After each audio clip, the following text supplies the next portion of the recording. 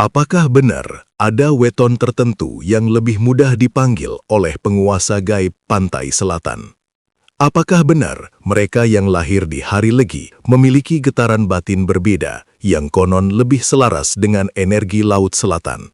Ataukah semua ini hanya isyarat alam yang tidak semua orang mampu membacanya? Selamat datang di channel Pak Dedian, tempat di mana kebijaksanaan leluhur Jawa kembali dihidupkan lewat cerita, pemahaman, dan makna mendalam tentang kebudayaan Jawa, spiritual Jawa, weton, serta motivasi kehidupan.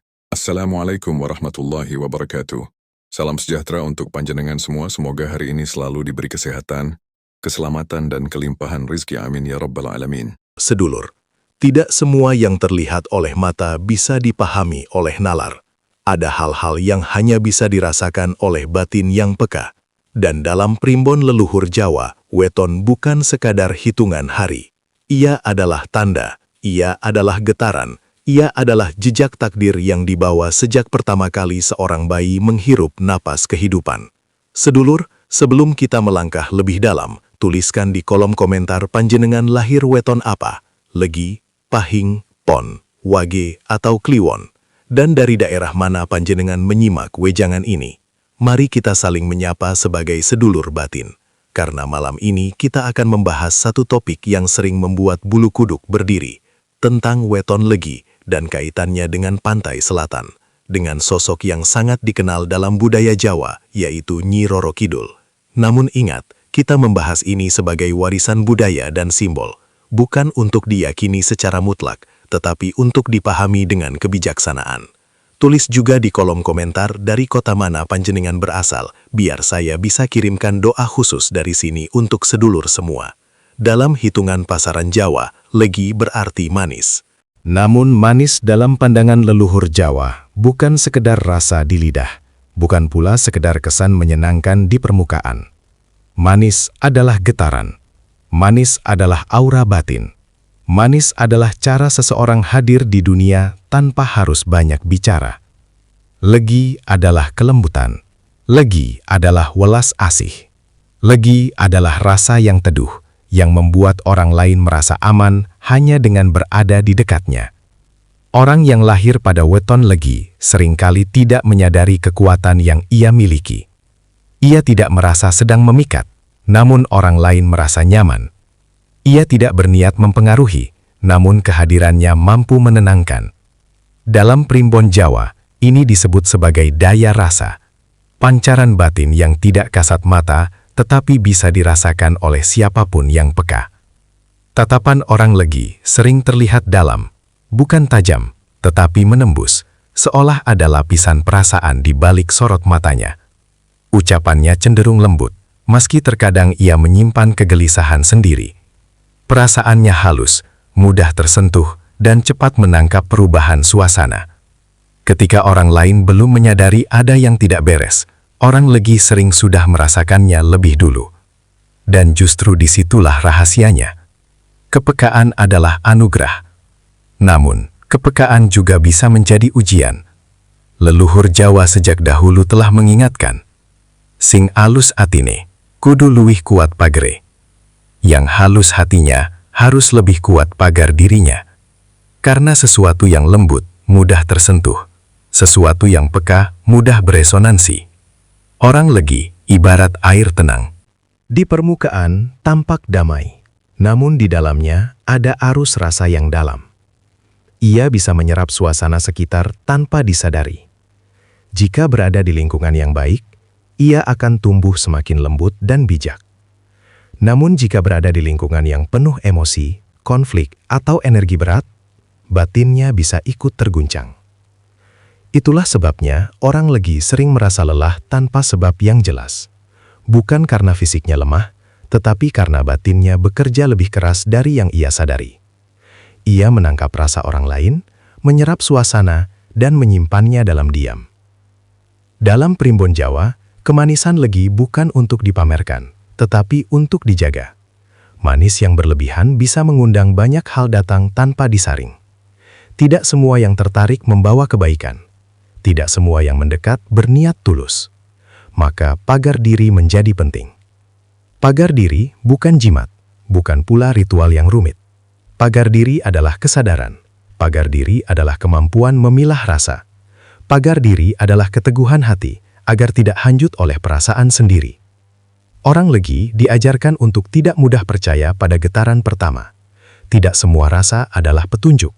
Tidak semua intuisi harus diikuti. Ada kalanya rasa hanya cerminan dari kelelahan batin atau beban pikiran yang belum terselesaikan. Leluhur Jawa memahami betul bahwa kemanisan adalah daya tarik alami. Namun mereka juga tahu, sesuatu yang manis sering mengundang banyak semut. Maka jika tidak dijaga, kemanisan bisa berubah menjadi beban. Disinilah orang Legi diuji. Mampukah ia tetap lembut tanpa menjadi rapuh? Mampukah ia tetap peka tanpa kehilangan kendali? Mampukah ia menjaga manisnya hati tanpa membiarkan siapapun masuk sembarangan? Karena sejatinya, Legi bukan tentang disukai banyak orang. Legi adalah tentang keseimbangan rasa, tentang kehalusan batin yang dipagari oleh kesadaran dan kebijaksanaan. Dan dari sinilah, pembahasan tentang Legi mulai bersinggungan dengan alam, dengan air, dengan laut, dan dengan getaran-getaran yang lebih besar. Namun sebelum melangkah ke sana, satu hal harus dipegang kuat-kuat oleh setiap sedulur Legi. Kepekaan bukan untuk dibanggakan, tetapi untuk dijaga. Kemanisan bukan untuk dituruti, tetapi untuk diarahkan. Pantai selatan bukan sekadar hamparan laut yang luas membentang. Ia bukan hanya garis pantai dengan pasir dan ombak yang datang silih berganti. Dalam pandangan Kauruh Jawa, pantai selatan adalah simbol. Ia adalah gerbang. Ia adalah batas tipis antara alam kasar dan alam alus. Ombaknya besar, anginnya kencang, deburannya mengguncang dada siapapun yang berdiri terlalu dekat. Namun yang lebih dalam dari itu bukanlah suara ombaknya, melainkan makna spiritual yang terkandung di baliknya. Dalam budaya Jawa, Laut Selatan sering dimaknai sebagai perlambang alam bawah sadar manusia. Dalam, luas, gelap, tak tertebak. Sama seperti batin manusia yang menyimpan banyak hal yang tidak selalu tampak di permukaan. Di atas terlihat tenang, tetapi di dasar ada arus kuat yang bisa menyeret tanpa ampun. Laut Selatan mengajarkan satu hal, kedalaman tidak selalu terlihat dari permukaan. Begitu pula hidup. Apa yang tampak di mata belum tentu mencerminkan keseluruhan. Dalam kisah tutur yang hidup turun-temurun, masyarakat Jawa mengenal sosok Ratu Laut Selatan, Nyi Roro Kidul. Sosok yang digambarkan anggun, berbusana hijau, bermahkota, berdiri di antara ombak yang tunduk padanya. Ia disebut memiliki wibawa besar, tidak sembarangan menampakkan diri, tidak pula mudah disentuh oleh manusia biasa. Namun para sepuh selalu mengingatkan dengan lirih, beliau bukan semata makhluk fisik yang bisa dipahami dengan logika hitam putih. Dalam ajaran Jawa yang lebih tua, sosok seperti beliau adalah simbol kekuatan alam yang besar, simbol energi yang menguasai wilayah tertentu, simbol keseimbangan antara manusia dan alam. Energi yang harus dihormati, bukan ditantang. Mengapa dihormati? Karena Laut Selatan memiliki karakter yang tegas, ombaknya tinggi, arusnya kuat, banyak peristiwa orang terseret tanpa bisa kembali. Dari situlah lahir cerita-cerita tentang dipanggil. Namun leluhur tidak pernah menyampaikan cerita itu untuk menakut-nakuti. Mereka menyampaikannya sebagai pitutur agar manusia tahu batas, tahu papan lan panggonan, tahu kapan harus mendekat dan kapan harus menjaga jarak. Pantai Selatan menjadi simbol bahwa ada wilayah-wilayah di dunia ini yang tidak sepenuhnya bisa dikendalikan manusia. Ada kekuatan alam yang lebih besar dari kesombongan siapapun. Dan dalam kebudayaan Jawa, untuk menjelaskan kekuatan besar itu, digunakanlah simbol Ratu Laut Selatan. Bukan untuk disembah, bukan untuk dicari-cari, tetapi untuk dihormati. Laut Selatan juga mengajarkan tentang keseimbangan. Di satu sisi ia indah, matahari terbenamnya memukau, anginnya membawa ketenangan. Namun di sisi lain, ia bisa menjadi ganas dalam sekejap. Itulah sifat energi alam, netral, tetapi tegas terhadap kelalaian. Dalam Kauruh Jawa, setiap tempat diyakini memiliki lapisan energi. Gunung memiliki getaran yang berbeda dengan laut. Hutan memiliki rasa yang berbeda dengan kota. Pantai selatan dipercaya memiliki gelombang spiritual yang kuat karena pertemuan antara air, angin dan kedalaman yang tak terukur. Dan bagi orang yang batinnya peka, berada di sana bisa memunculkan rasa-rasa yang sulit dijelaskan. Ada yang merasa damai, ada yang merasa gelisah, ada pula yang merasa seperti pernah mengenal tempat itu sebelumnya. Namun sekali lagi, rasa itu bukan selalu pertanda khusus. Kadang itu hanyalah resonansi antara batin manusia dan kekuatan alam yang besar. Para sepuh selalu menegaskan, yang berbahaya bukanlah sosok yang diceritakan dalam legenda, melainkan manusia yang lupa diri ketika berhadapan dengan alam. Karena ketika manusia merasa paling tahu, paling kuat, dan paling berani, disitulah keseimbangan terganggu. Pantai selatan adalah pengingat bahwa hidup tidak selalu bisa dikendalikan, bahwa kedalaman harus disikapi dengan kerendahan hati, bahwa energi besar harus dihormati dengan kesadaran. Dan dari sinilah hubungan simbolik antara Laut Selatan dan kepekaan batin mulai dipahami. Bukan sebagai hubungan mistis yang romantis, melainkan sebagai pelajaran tentang keseimbangan. Banyak cerita beredar di tengah masyarakat bahwa orang berweton legi sering bermimpi tentang laut, tentang ombak besar yang bergulung tanpa henti, tentang angin kencang yang seolah memanggil namanya, atau tentang perempuan berbusana hijau yang berdiri memandang dari kejauhan, tanpa suara, namun terasa begitu nyata. Lalu muncul pertanyaan yang membuat hati berdebar. Apakah itu pertanda dipanggil? Primbon Jawa tidak pernah menjawab sesederhana ya atau tidak, karena dalam kauruh leluhur, mimpi adalah wilayah yang halus, tidak bisa ditafsir secara tergesa-gesa. Mimpi bisa menjadi pesan batin, namun bisa juga sekadar bunga tidur, bisa pula menjadi pantulan dari pikiran dan cerita yang lama tersimpan dalam ingatan. Sejak kecil, banyak dari kita tumbuh dengan kisah tentang penguasa Laut Selatan, tentang sosok ratu yang anggun dan berwibawa, yang dalam budaya Jawa dikenal sebagai Nyi Roro Kidul. Cerita itu diceritakan ulang dari generasi ke generasi, disampaikan dengan suara pelan saat malam hari, kadang diselipi rasa takut, kadang dibumbui keindahan dan misteri. Cerita yang diulang-ulang itu perlahan masuk ke alam bawah sadar. Ia menjadi gambaran yang tertanam dalam pikiran. Maka ketika seseorang bermimpi tentang laut atau perempuan berpakaian hijau, alam bawah sadar bisa saja memunculkan simbol yang sudah dikenal sejak kecil. Lalu ketika terbangun, jantung berdebar. Rasa penasaran muncul, dan pikiran mulai menafsir. Apakah aku dipanggil? Padahal belum tentu. Leluhur selalu mengingatkan dengan sederhana namun dalam. Eling lan waspodo. Jangan semua ditafsir sebagai takdir. Jangan semua dianggap pertanda besar. Kadang itu hanya cermin dari batin sendiri. Dalam Primbon Jawa, mimpi dibagi menjadi beberapa lapisan. Ada mimpi karena kondisi fisik. Ada mimpi karena pikiran yang lelah. Ada mimpi karena sugesti. Dan ada pula mimpi yang dipercaya sebagai isyarat batin. Namun membedakan semuanya bukan perkara mudah.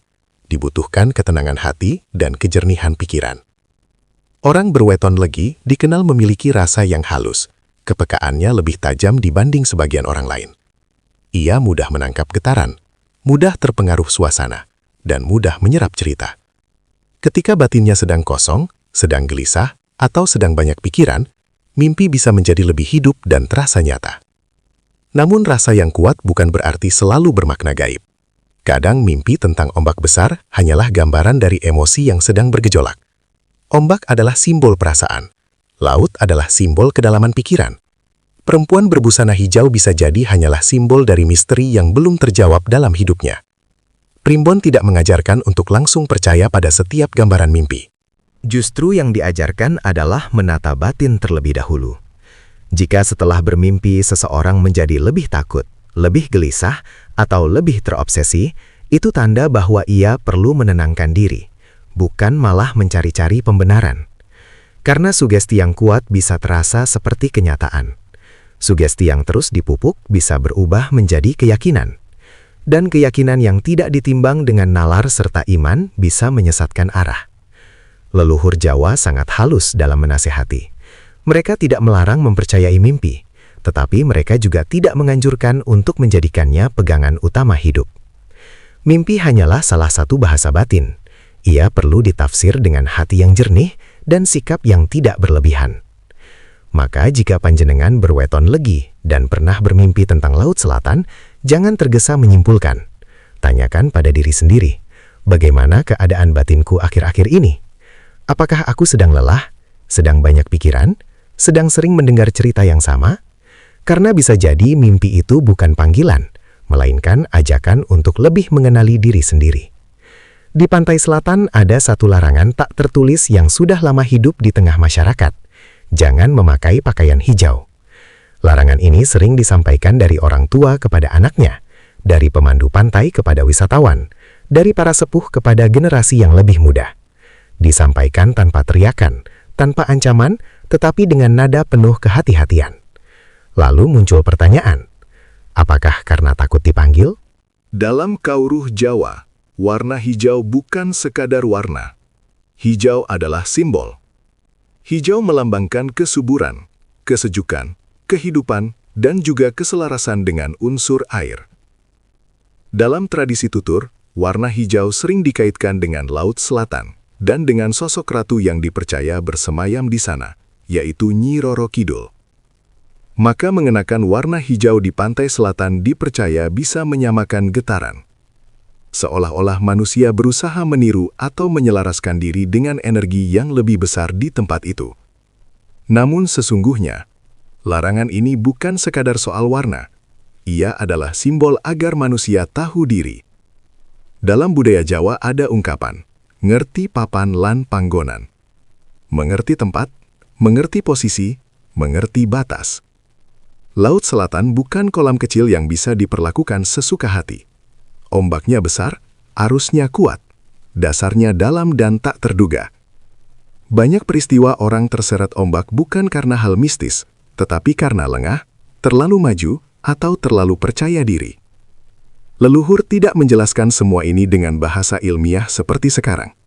Mereka menyampaikannya lewat simbol, lewat cerita, lewat larangan yang terdengar sederhana.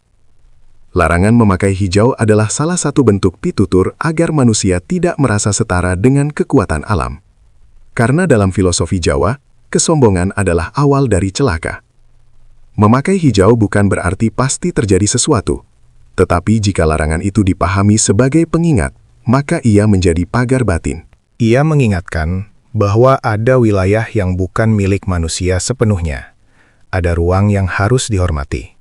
Bukan karena takut pada sosok tertentu, tetapi agar manusia tidak sombong terhadap alam. Ombak tidak pernah memilih siapa yang akan diseret. Ia tidak memandang weton. Ia tidak memandang niat. Ia hanya mengikuti hukum alam. Siapapun yang lalai bisa celaka, bukan karena dipanggil, tetapi karena melampaui batas. Dalam Kauruh Jawa, warna juga memiliki getaran simbolik. Hijau di pantai selatan dianggap terlalu menyatu dengan lanskap laut, sehingga seseorang bisa kurang terlihat ketika terjadi bahaya. Secara nalar, ini masuk akal. Namun secara batin, ia dibungkus dalam cerita agar lebih mudah diingat dan ditaati. Leluhur Jawa memahami bahwa manusia seringkali lebih patuh pada simbol daripada pada logika panjang. Maka, simbol digunakan sebagai cara halus untuk menanamkan rasa hormat. Pantai Selatan mengajarkan tentang kerendahan hati. Ketika berdiri di hadapan laut yang luas, manusia menyadari betapa kecil dirinya. Dan disitulah letak kehormatan sejati. Bukan merasa besar, tetapi sadar akan keterbatasan. Larangan hijau pada akhirnya adalah pengingat, agar kita tidak merasa paling berani, paling kebal, atau paling tahu. Karena ketika seseorang berkata, "Aku tidak percaya, aku akan membuktikan," seringkali yang diuji bukan keyakinannya, melainkan kesadarannya. Dalam ajaran Jawa, menghormati bukan berarti menyembah. Menghormati adalah menjaga sikap, tidak berkata sembarangan. Tidak bertindak menantang, tidak bersikap meremehkan. Dan bagi sedulur yang berweton legi, yang dikenal memiliki kepekaan batin lebih halus, simbol seperti ini seharusnya dipahami dengan bijak. Bukan untuk ditakuti, bukan pula untuk dijadikan kebanggaan, tetapi sebagai pelajaran tentang keseimbangan. Karena sejatinya, warna hijau hanyalah warna. Yang berbahaya bukan warnanya, melainkan hati yang lupa batas. Jika panjenengan lahir di weton legi, tidak perlu takut, tidak perlu pula merasa istimewa secara berlebihan. Karena dalam kauruh Jawa, setiap weton membawa potensi, bukan jaminan, bukan pula vonis. Legi membawa kemanisan, kelembutan, dan kepekaan rasa. Namun semua itu baru menjadi berkah jika dijaga dengan laku yang benar. Yang perlu dijaga bukan cerita-cerita di luar diri. Yang perlu dijaga adalah batin sendiri. Primbon menyebutkan, orang legi yang mampu menjaga hati akan memiliki rejeki yang mengalir manis seperti namanya. Rejeki itu bukan hanya berupa harta, tetapi juga ketenangan, kemudahan dalam pergaulan, serta pertolongan yang datang tanpa disangka. Kemanisan batin menarik simpati, kelembutan rasa mendatangkan dukungan. Namun jika legi larut dalam rasa, mudah terseret arus perasaan, maka kemanisan itu bisa berubah menjadi kelemahan. Ia bisa terlalu percaya, terlalu mengikuti intuisi tanpa menimbang nalar, terlalu tenggelam dalam cerita-cerita yang belum tentu benar. Karena orang yang peka, jika tidak kuat pagarnya, mudah kemasukan banyak rasa sekaligus. Maka pagar diri yang dianjurkan leluhur bukanlah benda, bukan pula ritual yang rumit. Pagar diri adalah laku. Pertama, rajin doa dan mendekat kepada Gusti Allah. Dalam keyakinan Jawa yang selaras dengan ajaran agama, tidak ada kekuatan yang lebih tinggi dari kehendak Tuhan. Sepeka apapun seseorang, setajam apapun firasatnya, jika ia bersandar pada Tuhan, maka batinnya akan stabil. Doa adalah jangkar agar hati tidak terombang-ambing. Kedua, membersihkan hati dari iri dan dengki. Hati yang kotor ibarat air keruh. Ia mudah menarik hal-hal yang tidak baik. Orang legi yang menyimpan iri akan kehilangan kemanisannya. Ucapannya bisa tetap lembut, tetapi getaran batinnya berubah. Leluhur mengajarkan, resik hati luwih penting tinimbang resik rai. Bersih hati lebih utama daripada bersih wajah. Ketiga, tidak menantang atau berkata sembarangan di tempat yang dipercaya memiliki energi kuat. Bukan karena takut pada sosok tertentu, tetapi sebagai bentuk kesadaran diri. Alam memiliki hukum sendiri. Bersikaplah wajar, jangan berlebihan, jangan sombong, karena kesombonganlah yang sering membuka pintu celaka. Keempat, tidak larut dalam cerita mistis hingga melupakan kewajiban utama sebagai manusia. Seringkali seseorang terlalu sibuk mencari makna gaib dari setiap kejadian, hingga lupa memperbaiki akhlak dan tanggung jawab sehari-hari. Padahal dalam ajaran Jawa, yang utama adalah keseimbangan. Urip iku mung mampir ngombe. Hidup ini singkat, jangan habiskan waktu mengejar bayangan. Sedulur legi yang selamat lahir batin adalah yang mampu menjaga keseimbangan antara rasa dan nalar. Ia tetap peka, tetapi tidak mudah percaya. Ia tetap lembut, tetapi tidak lemah. Ia tetap menghormati simbol, tetapi tidak terjebak dalam simbol itu sendiri. Karena sejatinya, keselamatan bukan ditentukan oleh weton semata, bukan pula oleh cerita yang beredar, tetapi oleh sikap dan pilihan hidup setiap hari. Jika hati kuat, iman kokoh, dan laku terjaga, maka tidak ada energi apapun yang bisa menguasai diri.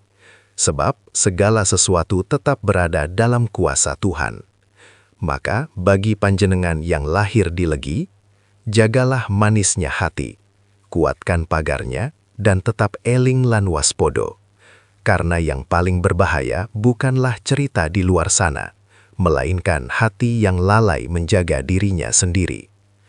Sedulur, kita telah membahas panjang tentang weton legi, tentang getaran kemanisan, tentang pantai selatan sebagai simbol kedalaman, tentang mimpi dan sugesti, tentang larangan hijau sebagai pengingat batas, dan tentang laku yang harus dijaga agar selamat lahir batin.